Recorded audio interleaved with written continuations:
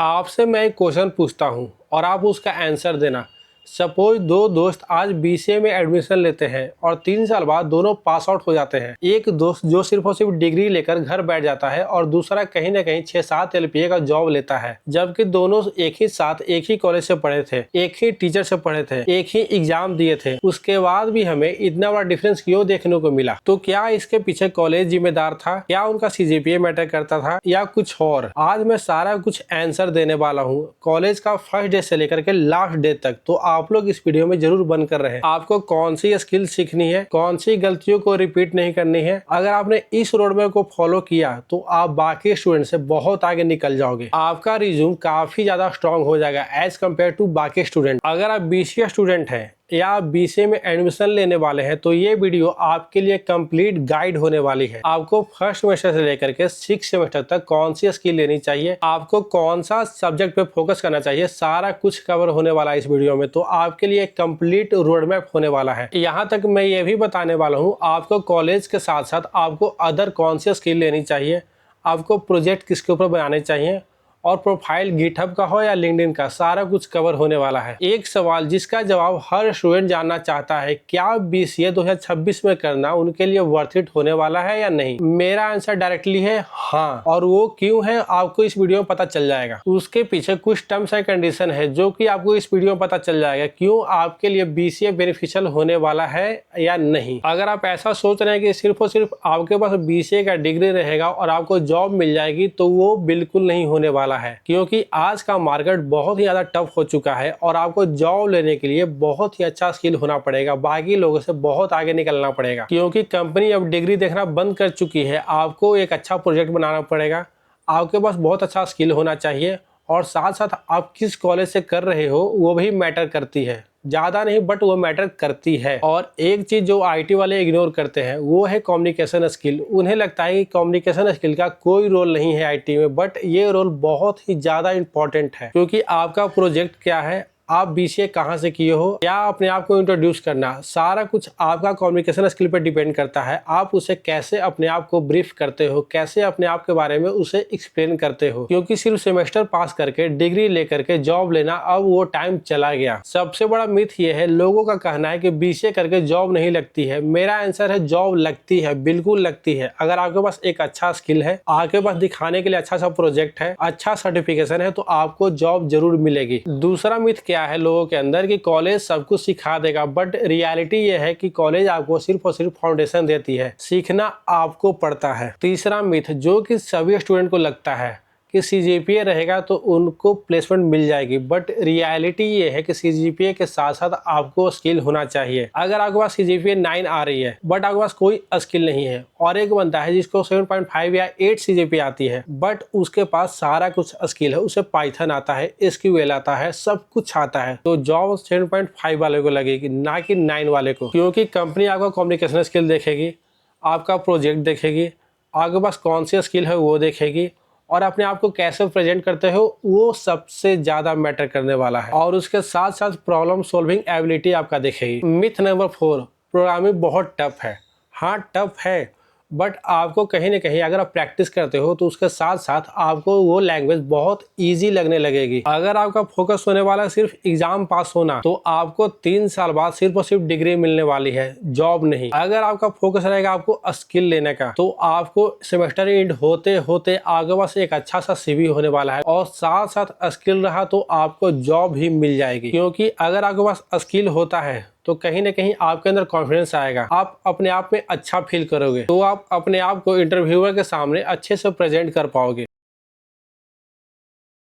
अब हम लोग बात करने वाले हैं complete first semester road map के बारे में। सपोज आपका कॉलेज का सिलेबस में C लैंग्वेज है, तो आप C लैंग्वेज को एग्जाम पास होने के लिए नहीं पढ़े, आप उसे अपना कॉन्सेप्ट बनाए, ताकि आपको आइडिया मिल जाए कि आखिर प्रोग्राम होता कैसे है, इसका क्या रोल है। आप उसका पूरा कॉन्सेप्ट समझिए, वेरिएबल समझिए, लूप समझिए, एरे समझिए, जितना भी टॉपिक आने वाले हैं सभी को कॉन्सेप्ट क्लियर कीजिए। अगर आपका C में ये सारे टॉपिक कंप्लीट हो जाते हैं तो कहीं ना कहीं आपको पाइथन में भी, जावा में भी और भी प्रोग्रामिंग लैंग्वेज में आपको हेल्प करने वाली है। आपको इसके साथ साथ computer fundamental, operating system, basic mathematics, communication skill, आपको इसके ऊपर भी काम करना पड़ेगा। आपको कॉलेज के सिलेबस के साथ साथ आपको पर डे 1 घंटे 2 घंटे जितना देर हो सके आपको प्रोग्राम प्रैक्टिस करने हैं। आप स्टार्ट करो आधे घंटे से, एक टाइम आते जाएगा जब आप 2 घंटे 3 घंटे पे शिफ्ट हो जाओगे, क्योंकि आपका फर्स्ट सेम से ही आपका कोडिंग जर्नी स्टार्ट हो जाएगा, ताकि आपका 6 सेम आते आते आपको कोडिंग बहुत ईजी लगने लगे। अब हम लोग आते हैं सेकेंड सेमेस्टर पे। आपको इधर एक्यूरेसी के साथ साथ आपको स्पीड पे भी फोकस करना पड़ेगा। आपको इसमें उप्स का कॉन्सेप्ट क्लियर कर लेना है, जैसे क्लास हो गया, ऑब्जेक्ट, इनहेरिटेंस, पॉलीमॉर्फिज्म, अब्स्ट्रैक्शन और भी बहुत सारे, क्योंकि ये कॉन्सेप्ट आपको एग्जाम के साथ साथ इंटरव्यू में पूछे जाएंगे। अब्स्ट्रैक्शन क्या होते हैं, पॉलीमॉर्फिज्म क्या होते हैं, इनहेरिटेंस क्या होते हैं, ये सारे कॉन्सेप्ट बहुत ही ज़्यादा इंपॉर्टेंट है, तो आपको इसके ऊपर अच्छा कमांड होना चाहिए। अगर आप ये कॉन्सेप्ट कर रहे हो तो आप अल्टरनेट में या कंप्लीट होने के बाद आप डीबीए में से स्टार्ट कर देना।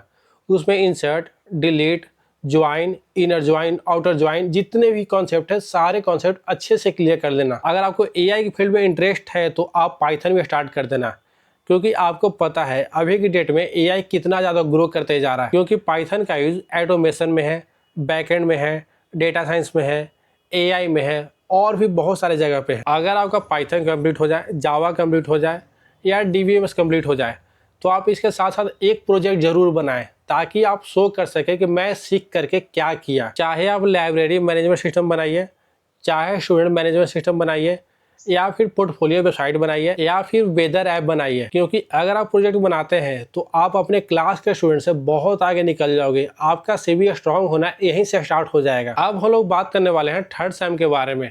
यहाँ पे लोग क्या करते हैं, वो लोग असाइनमेंट की तरफ ज़्यादा फोकस हो जाते हैं, क्योंकि कॉलेज भी असाइनमेंट बहुत सारे करने को देते हैं। तो आपको असाइनमेंट करना तो है, बट उसके साथ साथ आपको स्किल लेना है। अगर आप बाकी के जैसा आप भी अगर असाइनमेंट कंप्लीट करने लग जाओगे तो आपके पास भी स्किल नहीं आएगा, सिर्फ डिग्री आएगी। अगर आपका कॉलेज के सिलेबस में डेटा स्ट्रक्चर सब्जेक्ट रहेगा तो आप array, link list, tree, stack, queue, dictionary, इन सारे टॉपिक को आप पढ़ना स्टार्ट करें, उन्हें समझना स्टार्ट करें। आप इन टॉपिक को जितना स्ट्रॉन्ग करोगे आपको प्लेसमेंट में उतना ही हेल्प करने वाली है, क्योंकि जितने भी बड़े बड़े कंपनी हो गई वो डीए से पूछती है, तो आपको इसके ऊपर कमांड होना ही चाहिए। आपको जावा पढ़ना चाहिए या पाइथन, आपके मन में ये क्वेश्चन बहुत ही ज़्यादा आते होंगे, और मे बी आप इसी कारण से आप एक ही प्रोग्रामिंग लैंग्वेज में अपना कमांड नहीं बना पाए होंगे। ऐसे तो मैं बोलूँगा कि आपका दोनों लैंग्वेज का बेसिक नॉलेज होना चाहिए, बट अगर आपको वेब डेवलपमेंट में जाना है तो आपको जावा आना चाहिए। अगर आपको एआई में जाना है, डेटा साइंस में जाना है या ऑटोमेशन के फील्ड में जाना है तो आपको पाइथन आना चाहिए। आपको पाइथन के ऊपर फुल कमांड होना चाहिए। अगर आप इंटरव्यू देने जाओगे तो आपको कोड दिया जाएगा करने को, तो आपको ऐसा नहीं बोला जाएगा कि पाइथन से करो या जावा से। आप जिस लैंग्वेज में कंफर्टेबल हो आप उस लैंग्वेज से उसे कर सकते हो, तो आपको एक लैंग्वेज पे कमांड होना ही चाहिए। अब हम लोग बात करने वाले हैं फोर्थ सेम के बारे में। हम मान के चलते हैं आपका पाइथन या जावा दोनों में से किसी एक लैंग्वेज के ऊपर आपका कमांड हो चुका है, और साथ साथ आप एसक्यूएल भी सीख लिए हो, तो आपको उसके साथ साथ आपको लिंक्डइन पर और गिटहब पे दोनों पर प्रोफाइल बनाना है।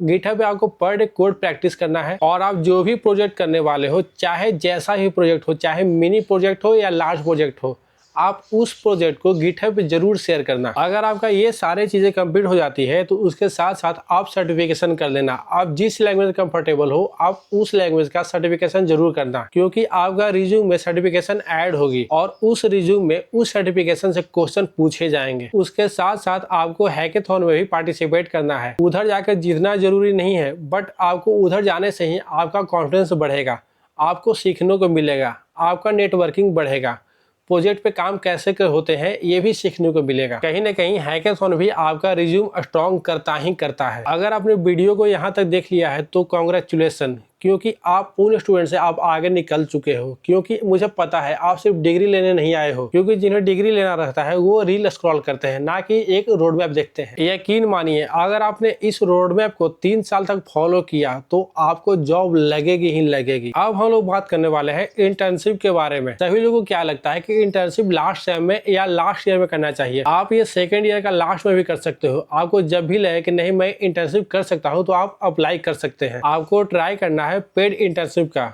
पेड मिले तो अच्छी बात है, नहीं तो फ्री मिलते है तो फ्री भी कर ले, क्योंकि आपको पैसा से ज़्यादा यहाँ पे एक्सपीरियंस मैटर करेगा। तो आपको इंटर्नशिप कहाँ मिलेगी?